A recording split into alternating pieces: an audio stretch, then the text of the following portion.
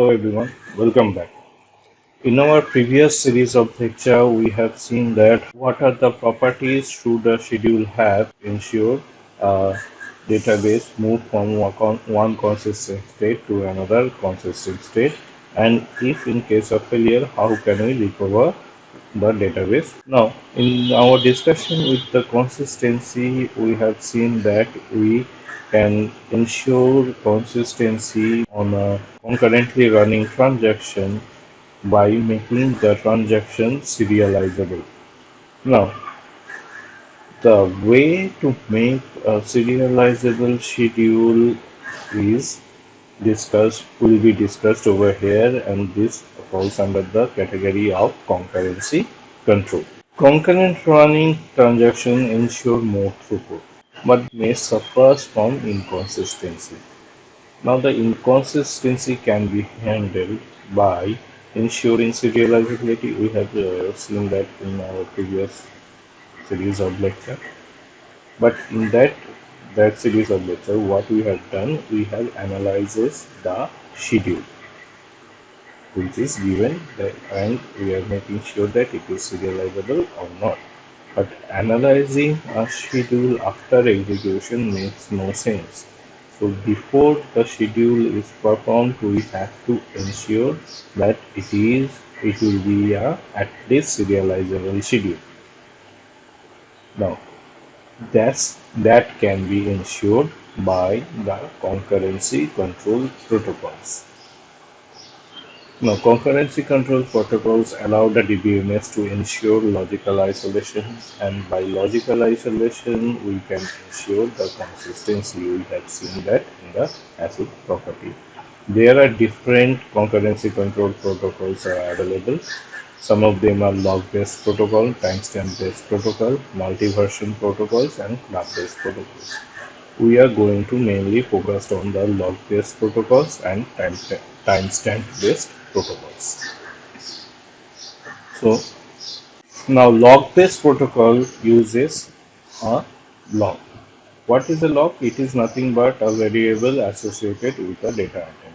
It describes the status of the item with respect to the possible operations of transaction, that is read or write. The basic form of log-based protocol, or the basic form of a log, is a binary log which has two states, locked and unlocked, given by 1 or 0. Log value for a data item 1 means the item is logged by a transaction, and no other transaction other than the transaction which performed the log can perform any operation on that data item for binary logs. Now, a log value of a data item 0 means it is unlocked. Any other can acquire a log on that data item to work with, right? So there are only two states, 1 or 0. Log 1 and 0. So let us check how a binary log-based protocol can ensure my consistency in case of concurrently running schedules. So let us take an example. In schedule 1 transaction, there are two transactions. Transaction 1, in transaction 1, Mr. A transfer 100 rupees to Mr. B. In transaction 2, Mr. A transferred 10% amount to Mr. B. We have seen that example in our discussion with transactions and schedule also. So here you can see that schedule 1, we are not mentioning the operations in time lapse. We are writing that in a simple way and by mentioning the log. Here the log underscore B, that means it is a binary log, and transaction 1 is acquiring a binary log on data item A. Right. Similarly, unlock underscore B means it is the binary log has been unlocked, and in bracket A means the log is gone from the data item A. Now, suppose the transaction 1 and transaction 2 are coming to the system with a little bit time gap. So depending on the time gap, the transaction 1, suppose the transaction 1 have appeared to the, suppose the transaction 1 is coming to the system little bit earlier than transaction 2. So it will perform its first operation. So what it will perform? It will perform a lock on data item A. At that position, if the transaction 2 is there, then the transaction 2 cannot lock the data item, and in case of lock-based protocol, to work with the data, we need to lock the data item. So transaction 2 cannot acquire the lock on data item, so it have to wait until and unless the transaction 1 is going to release the lock on the data item A. So let us check. This is the part will be done. So let us take this is part 1 of transaction 1. This is part 2 of transaction 1. Similarly, this is the part 1 of transaction 2, and this is the part 2 of transaction 2. So as T1 have already acquired the lock on the data item A, so T2 need to wait until the T1 have unlocked the data item A. So the part 1 will be done first, then T2 can start his job, otherwise not. Maybe T1 is running serial manner, so T1 will perform P11 and P21, then T2 will perform P12 and P22. But if we are going to consider the concurrency, then we are going to do such in that way. So T2 is waiting. The part 1 has complete, so our data item 1 is unlocked. Now it is possible for transaction 2 to perform the P12.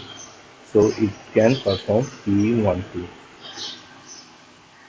Now it will unlock the data item 2. Now any of the part, you can consider any of the part, rest of the part P21 or P22 to be executed. Suppose we are performing P22. What is happening over here? If P22 is allowed to perform, then in this part we are acquiring a lock on data item B.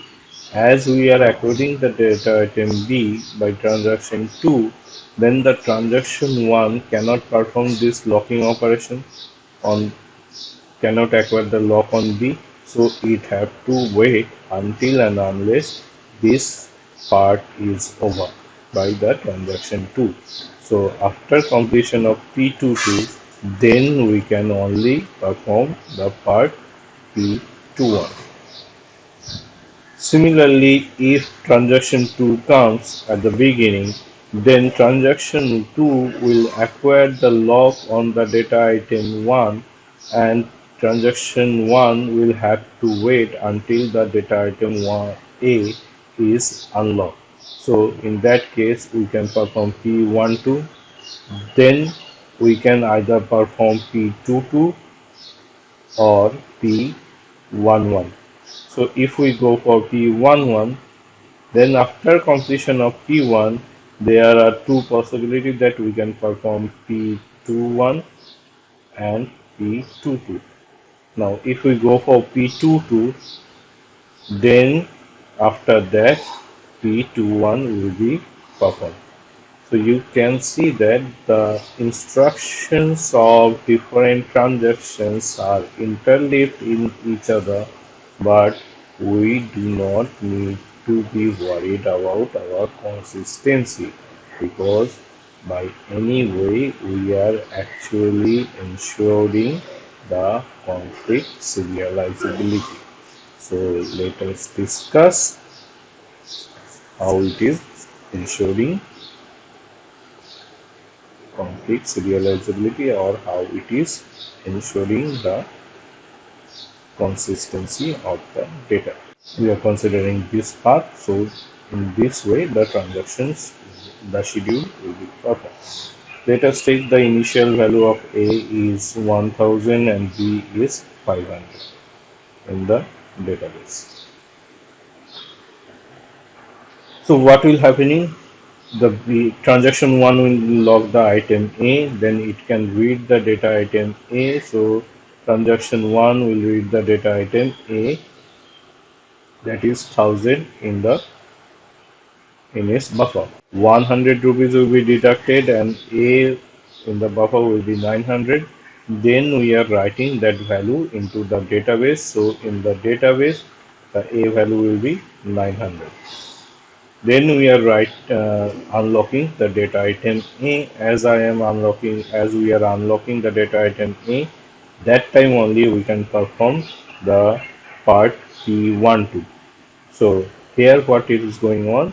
The transaction 2 is locking the data item A, then it is reading the data item A. In the database, the data item A is 900. So it is calculating the value of A, that is 90. Then it is deducting that 90 rupees from A, so A is becoming 810, and the transaction 2 is writing that 810 value into the database. So the final A value in the database is 810. Now what is going on? The part P22. So here transaction 2 is locking the data item B and reading the data item B. So it will get the value 500. Then it is adding that value of X, which is 90, to the B. So B will become 590. Then it is writing the data item B into the database and finally unlocking the data item B. So in database, the intermediate value of B will be 590. Then the part T21 will be executed. So it will acquire the lock on B as it is unlocked. So we can acquire that one. So it is reading the data item B. So the value is 590 in the database. So it will read 590. It will add 100 to it. So it will become 690. And it is writing that value into the database. So final B value in the database is 690. Then it is unlocking that data item B and we can commit both of the transactions. Now, as you already know that for this transaction, the consistency criteria will be before transaction A plus B value will be similar to the after transaction A plus B value. This is A dash and dash. So before transaction A plus B value was 1500 and after transaction the A plus B value is 1500. So the consistency has been ensured, and from this we can also say that the transaction the schedule 1 follows a serial schedule which will be executing transaction 1 at the first, then transaction 2 followed by the transaction 1. Similarly, if you start with transaction 2, then it will give you a consistent result which can be generated by the serial schedule T2 followed by T1. So you can be sure that the binary log-based protocol can give you a consistent result. Here the concurrency will be less. Why I am saying so? Let us take the second example. Here Mr. A wants to check the Mr. B's balance in his account and Mr. B wants to check his balance. So there is no write operation is there. We are only reading the amount in Mr. B's account in both of the transactions. Now, if I go for the binary log-based protocol, then if transaction 1 starts its job, then it will acquire the lock on B. As it is acquiring the lock on B, it will complete whole of its transactions, then only transaction 2 can start. Similarly, if transaction 2 comes before the transaction 1, maybe a difference of 1 millisecond or 2, When transaction 2 will be performed, then the transaction 1 can perform instructs. Now, as it is a reading problem, both of the transactions are performing reading, we can simply read by interleaving them.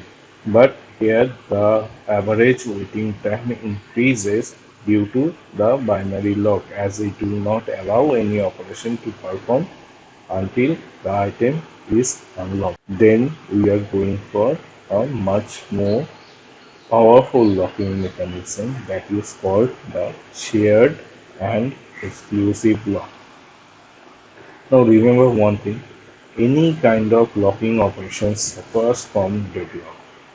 What is a deadlock? Deadlock is basically when a transaction is waiting for a data item A, suppose A, which is held by another transaction, and that transaction is waiting for another data item B, which is held by the previous transaction. So neither of the transaction can complete its can be terminated as they are dependent on each other. So this kind of situation is called deadlock, and you must remember one thing, any kind of locking protocol suffers from deadlock. Now, in case of shared lock and exclusive lock, what is happening over here? Uh, Data when a transaction want to read a data item only, or want to perform a read operation on a data item only, it will acquire a shared lock. So different transactions put a shared lock on the same data item concurrently. So it will allow to put a shared lock on the same data item, because only if the transaction want to read the data item only. Now, when the transaction want to write something to the data item, then it need to put a exclusive lock. And in case of exclusive lock, only one transaction can have a exclusive lock on a data item at a time. So shared lock can be shared, exclusive lock will be exclusive to a transaction. Now let us check how they work. So before that we need to understand the lock compatibility. What is happening over here? When two transactions want to access the same data item, and if a shared lock is on the data item by any of the transaction, then the other transaction can make uh, can be granted a shared lock on that data item. So shared is true. Any other combination of lock is not allowed, so they are mentioned as false.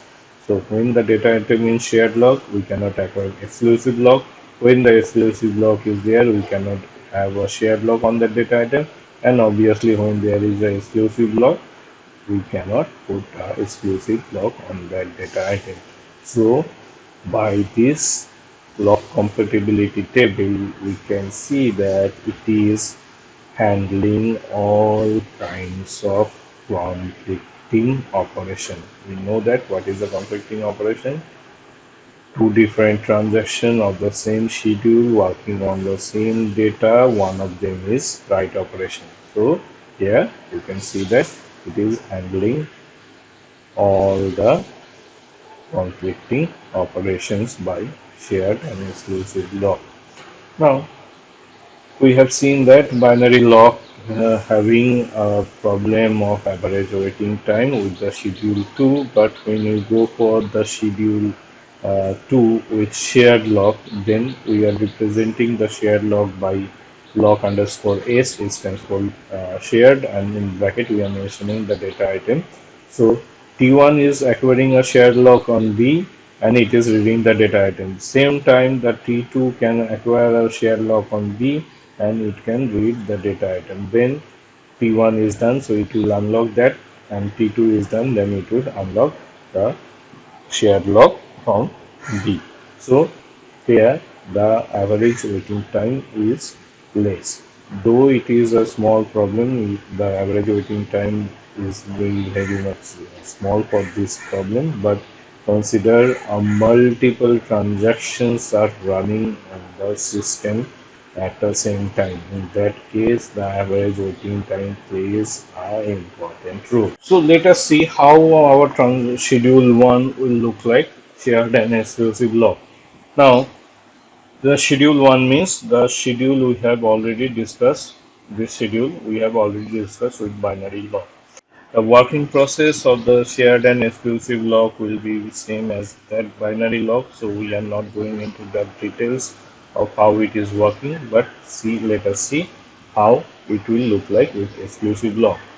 Now remember, exclusive lock will be acquired when a transaction wants to perform a write operation on a data item. Obviously, transaction 1 want to perform a write operation on A and B as well as transaction 2. So the transaction 1 will acquire a exclusive lock on data item A given by lock underscore x stands for exclusive, and then it will perform all the operations on A and unlocking that item immediately. Then in transaction 1, it is acquiring the exclusive lock on B and immediately releasing that lock when the operation is over. Now in transaction 2, it is acquiring an exclusive lock on A and releasing that lock on A when the operations are over on A.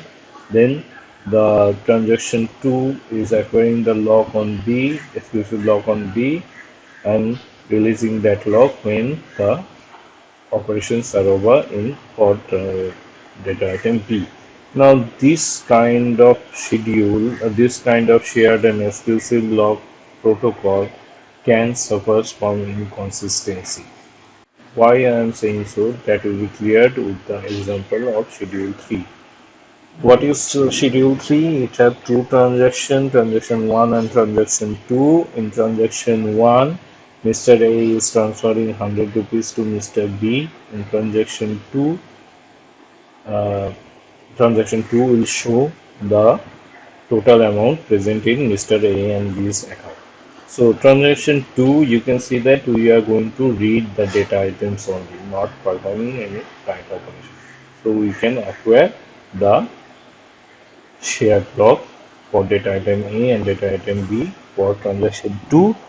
But in case of transaction 1, we are going to perform write operation. So data item A and data item B need to be acquired using the exclusive lock. So schedule 3, you can maybe right now is hopefully is clear to you. Now let us see how it is working.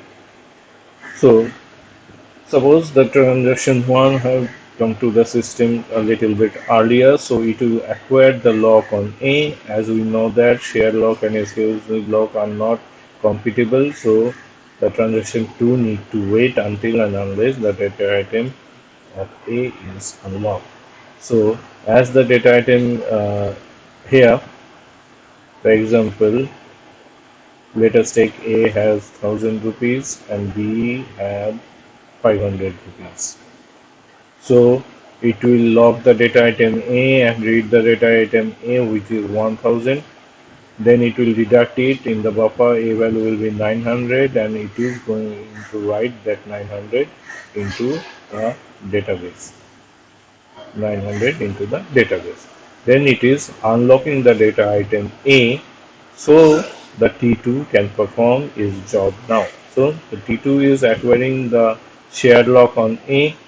As it is acquiring the shared lock on A, so any other transaction, if there is any other transaction, can acquire a shared lock on A also, right? But there is no other transaction, so we need not to be worried about that one. So it is reading the data item A, which is 900. Then it is unlocking the data item A.